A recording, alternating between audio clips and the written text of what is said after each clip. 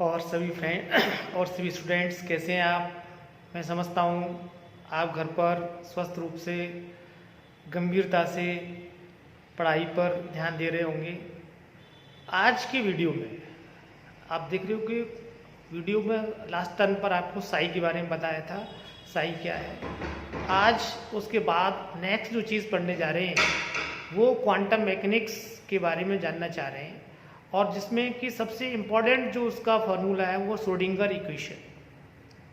अब यहाँ से मैथमेटिकल चीज़ें स्टार्ट होंगी, और जिसमें सबसे अहम जो शुरुआत कर रहे हैं श्रोडिंगर समीकरण। श्रोडिंगर समीकरण को का डेरिवेशन निकालने के लिए आगे बढ़ रहे हैं, और उसमें सबसे पहले ये जानना चाहते हैं कि जैसे आप कोई पार्टिकल है और v विभव क्षेत्र में स्थित है, v विभव क्षेत्र में स्थित है। जैसे विभव क्षेत्र क्या होता है, जैसे आप हर व्यक्ति संसार में जो भी है वो अपने अपने विभव क्षेत्र में किसी प्रकार के विभव क्षेत्र में है। जैसे आपका विभव क्षेत्र क्या है, जैसे आप अपने घर में हैं, आपके पिताजी का आपके घर का जो अनुशासन है, जो क्षेत्र है, जो डिसिप्लिन के दायरे में आप बंधे हुए हैं, इससे बाहर आप नहीं निकल सकते हैं, ये एक विभव क्षेत्र जैसी चीज़ें हुआ करती हैं जिनमें आदमी बंधा हुआ रहता है, जिनमें विचरण करता है, जिनमें गतिशील होता है, जिनमें चलता है। ऐसी एक कण है, m द्रव्यमान का एक कण v विभव क्षेत्र में गतिशील है, और इस गतिशील कण को वर्णित करने वाला जो फलन है, तरंग फलन है, वो माना साई है। Sai is what? Sai is the wave function that is describing A particle. जो पार्टिकल क्या कर रहा है? डिस्क्राइब कर रहा है। तो इससे संबंधित गणितीय जो समीकरण है, इसको श्रोडिंगर समीकरण कहते हैं, ये अपन निकालने जा रहे हैं। जैसा कि आप देख पा रहे हैं, सबसे पहले मुक्त कण के लिए श्रोडिंगर समीकरण को अपन निकाल रहे हैं, उसके बाद विभव क्षेत्र बी में श्रोडिंगर समीकरण को ज्ञात करेंगे। और उसमें आप देख पा रहे हैं कि अगर मुक्त कण माने क्या, फ्री पार्टिकल, यानी ऐसा पार्टिकल जिस पर कोई भी बंदिश नहीं है, कोई भी डिसिप्लिन के दायरे में नहीं आता है, किसी भी बेपरवाह जैसे हिंदी में कहते हैं, ऐसा एक कण है जो किसी भी क्षेत्र में मुक्त आकाश में गतिशील है। और ऐसे तरंग का जो समीकरण है, ऐसे कण के साथ में जो तरंग निहित है, माना वह एक दिशा x दिशा में जा रही है तरंग, एक विमीय वन डायमेंशनल वेव के बारे में बात कर रहे हैं, कण के बारे में। और माना जो कण के साथ जो तरंग निहित है वो साई एक्स टी बराबर a एम्पलीट्यूड है इसका, e की पावर आइटा के एक्स माइनस ओमेगा टी। जैसे कि आप जानते हैं किसी भी प्रगामी तरंग का समीकरण इस तरीके से व्यक्त किया जाता है। और आप ये भी जानते हैं कि p जो संवेग है कण का, वो h क्रॉस k के बराबर होगा, और कण की जो ऊर्जा है E, टोटल एनर्जी, ध्यान रखें आप, कुल ऊर्जा है जिसमें गतिज ऊर्जा भी है और स्थितिज ऊर्जा भी। स्थिर ऊर्जा शून्य है, फ्री पार्टिकल है, तो E टोटल एनर्जी इस समय है। और टोटल एनर्जी E बराबर क्या होता है? H cross omega. तो यहाँ पर आप देख पा रहे हैं, यहाँ पर k की जगह अपन P अपन H क्रॉस रख दिया ये, और ओमेगा की जगह यहाँ से ओमेगा का मान उठा के E अपन H रख दिया ये, तो ये आपने रख दिया। उसके बाद आप देख पा रहे हैं यहाँ पर कि अब साई एक्स टी बराबर क्या आ गया? a e की पावर आइटा h क्रॉस नीचे से कॉमन ले लिया आपने, P X minus C T, ये माना समीकरण नंबर क्या है? 1। ये किसके बराबर है? अपना साई एक्स टी के बराबर, समीकरण नंबर 1 ध्यान रखेंगे आप। अब क्या कर रहे हैं? समीकरण नंबर 1 का टी के सापेक्ष आंशिक अवकलन कर रहे हैं अपन। तो टी के सापेक्ष आंशिक अवकलन करेंगे इसका, तो आपको पता है टी के सापेक्ष करेंगे तो इसमें से माइनस ई और आइटा अपन एच क्रॉस बाहर है, ये बाहर आ जाएंगे। आप देख पा रहे हैं यहाँ पर कि माइनस आइटा अपन एच क्रॉस ई बाहर आ गया, और ये वाला पद ऐसे की ऐसा ही है जो आप देख पा रहे हैं। ये वाला पद क्या कहलाएगा? साई। ये साई माना हुआ है यहाँ से यहाँ तक का, तो ये क्या हो गया? अपना साई हो गया। और माइनस आइटा एच क्रॉस अपन ई बाहर पढ़ाई हुआ है पहले से, तो इस तरीके से ये यहाँ तक आ गया अपन। अब इसके बाद आप देख पा रहे हैं ये कि इसमें अपन क्या कर रहे हैं कि आइटा एच का दोनों ओर गुणा कर रहे हैं। ये गुणा कर दिया आइटा एच क्रॉस का, और यहाँ आइटा एच क्रॉस का गुणा करेंगे इसमें, तो आइटा स्क्वायर माइनस 1 हो जाएगा, माइनस माइनस प्लस हो जाएगा, और एच क्रॉस नीचे से कट जाएगा। तो क्या बचेगा? यानी ये आइटा भी गायब हो गया और एच क्रॉस भी गायब हो गया। क्या बचा? ई बचा केवल, तो ई साई। ये समीकरण नंबर क्या है? 2 है अपना। अब समीकरण नंबर जो समीकरण 1 को x के सापेक्ष 2 बार समाकलन करना, इसको तो t के साथ समीकरण नंबर 1 को अभी t के सापेक्ष किया है।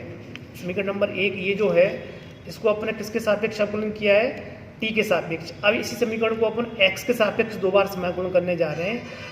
x के सापेक्ष 2 बार समाकलन करेंगे, आप सभी को पता है ये x टर्म इसमें यहाँ पर आती है, आइटा एच क्रॉस अपन बाहर है ही, आइटा एच क्रॉस अपन p एक बार बाहर आएगा, फिर आइटा एच क्रॉस अपन p फिर बाहर आएगा, आइटा आइटा माइनस हो जाएगा, नीचे एच स्क्वायर आ जाएगा और ऊपर क्या आ जाएगा, पी स्क्वायर। आप देख पा रहे हैं ये minus P square upon H square 2 बार करेंगे सिंपली आप उसको अवकलन, तो ये आपको प्राप्त होगा a एज इट इज रहेगा e की power iota H cross P X minus E T, ये आ जाएगा। ये जो चीज़ है ये वापस क्या बन जाएगी, आप देखेंगे इसको अपने क्या माना हुआ है, साई, ये किसके बराबर हो गई, साई के बराबर। Clear, means what, del two psi upon del X square is equal to minus P square upon H square और साई।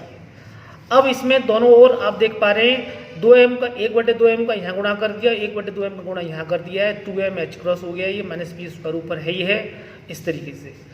अब इसमें माइनस ये जो माइनस एच क्रॉस है ये वाला, माइनस एच क्रॉस को यानी यहाँ से एच स्क्वायर को यहाँ ले आते हैं ये माइनस के साथ में, तो माइनस ये वाला माइनस इधर आ गया, एच स्क्वायर भी यहाँ आ गया इसके बराबर पे, तो यानी ये minus H square upon 2m बन गया और ये क्या पड़ा रह गया यहाँ पर, P square upon 2m।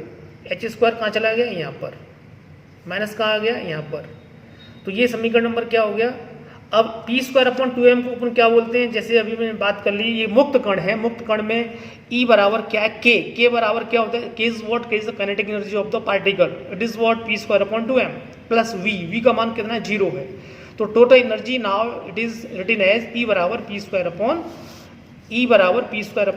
2m। Clear, V is 0 here, so E is what, E is the total energy and it is representing what, it is representing the kinetic energy only, you are seeing। अब ये E यहाँ रख दिया आपने, समीकरण number 4 हो गया। अब समीकरण 2 व 4 से, समीकरण 4 ये लिखा हुआ है और समीकरण 2 आपके ये रहा आइटा एच क्रॉस, ये ई साई है, आप देख रहे हैं ये ई साई के बराबर ये आ गया है, तो ई साई का ये जो मान है, ई साई का ये जो मान आया है, ई साई का मान ये रख दिया समीकरण 2 से, iota H cross del psi upon del T. कहाँ से रखा है ये, समीकरण नंबर, कहाँ से रखा है ये, समीकरण नंबर 2 से, अभी जो पहले आया था ये। क्लियर, ये समीकरण, ये आपने ई का मान रख दिया। अब ये समीकरण आपके पास आ गया, समीकरण नंबर 5 कहलाता है। इसको जरा आप समीकरण नंबर 5 को अगर आप बोलेंगे, पढ़ेंगे, तो आप ये समझ पाएंगे, minus H square upon 2m del two psi upon del X square बराबर A iota H cross del psi upon del T. समीकरण नंबर 5।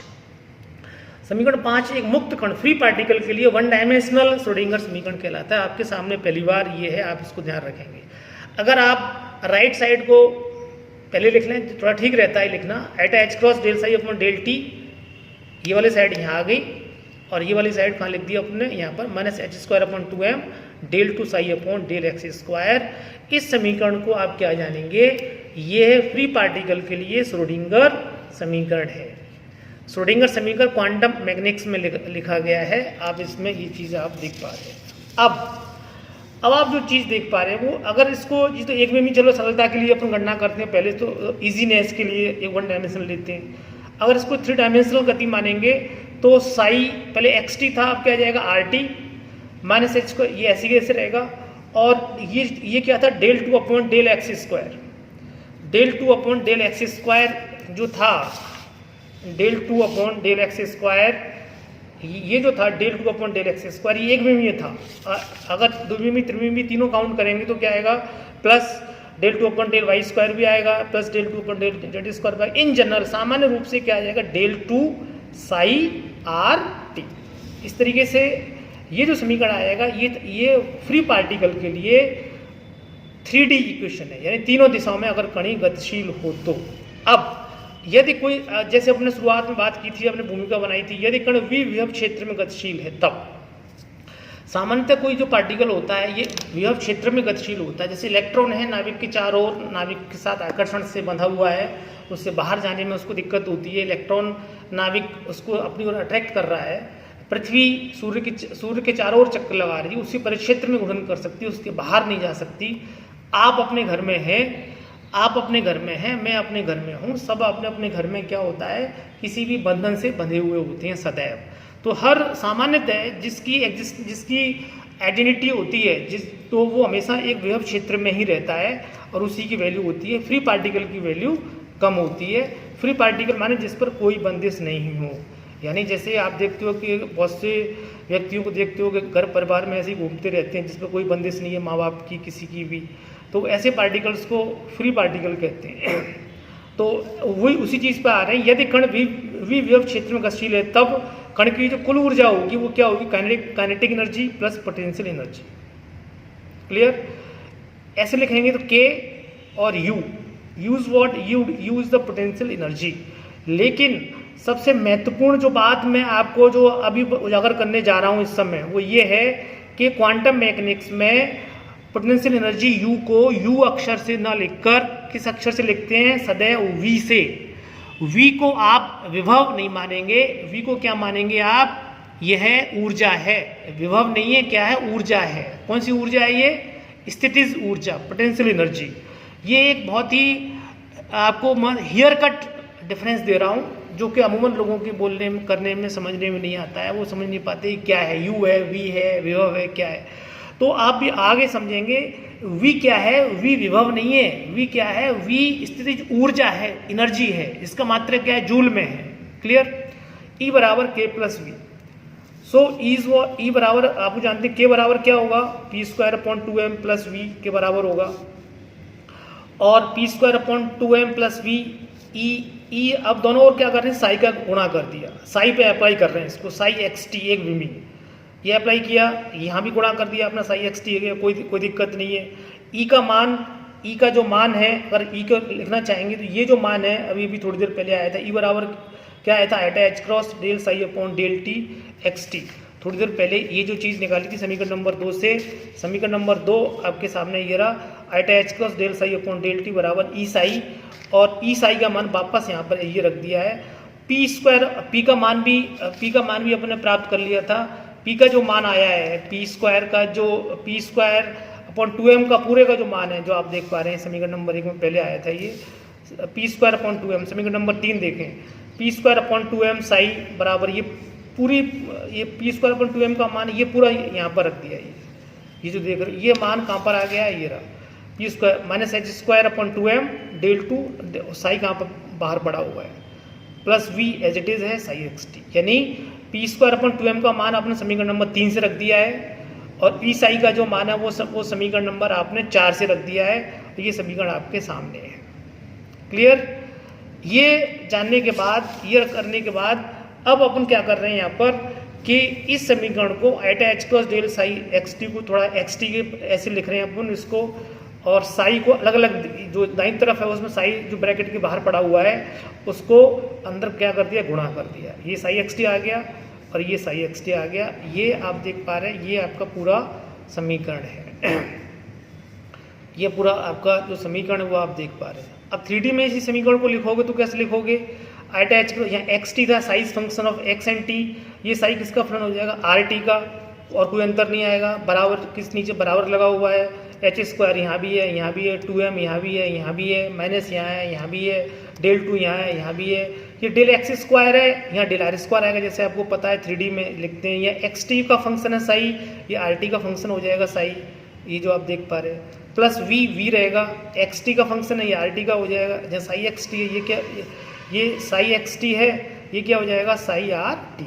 इस तरीके से आपने क्या किया, इस वन डायमेंशनल इक्वेशन को you have changed into in the 3D equation में आपने क्या कर दिया, इसको चेंज कर दिया।